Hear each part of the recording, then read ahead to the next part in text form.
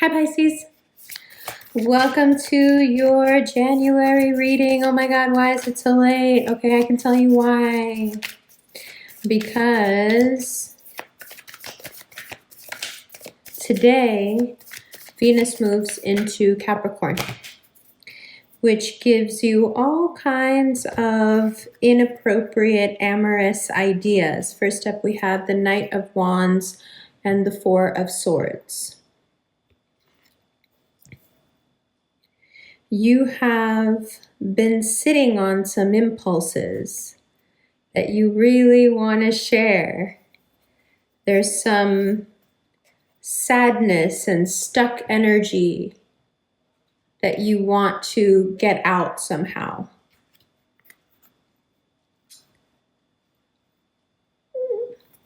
But the thing is, you should be careful because the effect of your boldness right now can have very long-lasting consequences. The more risky your behavior, especially in the love department, the physicality department, the more risky your behavior, the more serious the outcomes. Things that might stay with you for quite some time. So, although Venus moving into Capricorn gives you the urge, you should resist. Nine of Swords, Page of Cups. You should resist because it's no fun to have to start from, the beginning again. There is a certain level you've reached with your self-worth, your self-respect. You feel good. It would be a shame to throw that away because of a tempestuous because of a whim, because of a carnal desire that you want fulfilled now. The Magician and the Three of Pentacles. Especially when there's so much work to be done. If you can get the people you know, especially people who are well off, to invest in your projects or ideas right now, if you have projects or ideas that you would like someone to invest in, talk to your friends, because if they have the resources, you are very inspired. And your own ideas are much more inspired than anything else you may be working on. So it would be a great idea to tap someone who may be looking to invest in something anyway. Bottom of the deck, Death and the Page of Pentacles. And let's get the obvious stuff out of the way. If you're dealing with a Scorpio, they're turning out to be a little bit of a disappointment. But when it comes to your own rebranding, rebirth that you've been going through for a few months now, well, no, for more like 6 months, you may be frustrated with how slow it's been going, and not just because of everything that's going on, but it's just not picking up steam yet the way you would like, and it's frustrating. You want to try to push the situation, but you really shouldn't, because your power is in your network. The thing with a network is it's like a knife. You have to let the knife do the work. You don't press down, you slice. Right? So you have to let your network do what they do. Your friends love you. They're going to come through for you. Whether it's a new project you want to work on, money that you need, even if you want to meet somebody new, your friends are there to really, they're solid. They're there to support you. King of Pentacles and the Ace of Cups. That person, especially if it's that Scorpio that's not turning out to be very much right now, could by the end of the month surprise you. Actually, if you're dealing with any of the earth signs and you felt like you were moving away from them a bit, you'll reconnect and it'll be wonderful. Now, the other thing is tomorrow, or no, is it today? Today, Mercury also moved into Aquarius right behind you. So your subconscious is having a field day. Here we go. Bottom of the deck, the Chariot, Three of Cups, and the Star. Your subconscious is so talkative that you really want to go away. You want to spend time on your own. You want some quiet. You're going into that Cancerian hermit crab mode. And it's advisable that you do so, because to be talkative with Mercury in the 12th house, and to, aside from giving your network what they need to work for you, I mean like talking about your personal stuff, socializing, all of that, you have to be very careful because you'll let too much spill. And between the 18th and the 22nd, you could really do some damage to your wallet and to your reputation. Leave people alone. And then underneath that is Temperance and the Empress. Let's see what I have written down here.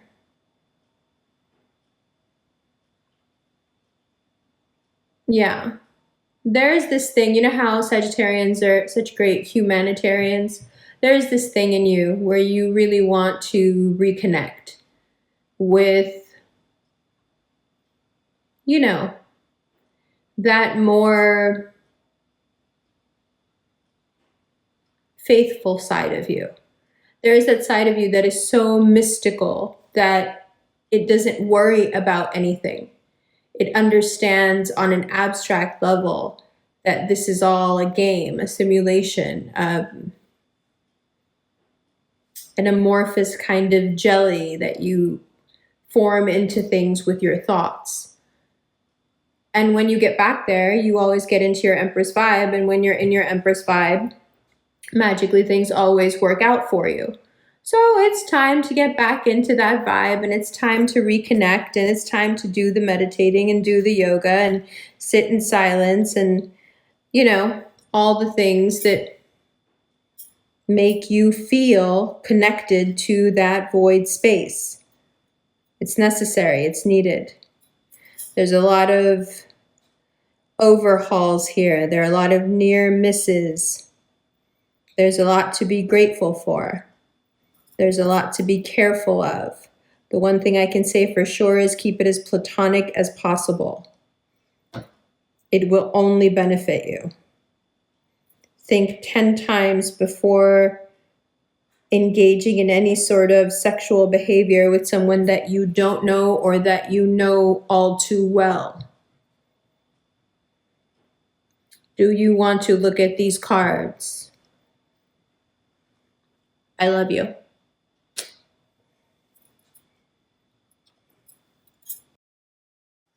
Hi, Pisces. Will you look at all these cards? Knight of Wands, Four of Swords. It's very possible that you just wake up out of this slumber that you've been in and want to be intimate with someone. It's very possible. Capricorn, Venus, right there. But like I said, the consequences can be dire and it can put you back to square one. So you want to be really careful. More to the point is that you have a lot of energy that you can use to think up some really good ideas, get the funding for them, or set up the infrastructure to make those ideas a reality, and flow through into a very prosperous time in your life. It's possible now. As long as you don't freak out about money, you tap your friends you know that can help you. In fact, lean on all your friends. Let them know how you're doing. Let them know what you need. They'll be there for you. This is part of a larger rebirth. That rebirth may be embodied by an actual Scorpio in your life, in which case it can be truly very painful when they fall short of the mark and you're counting on them.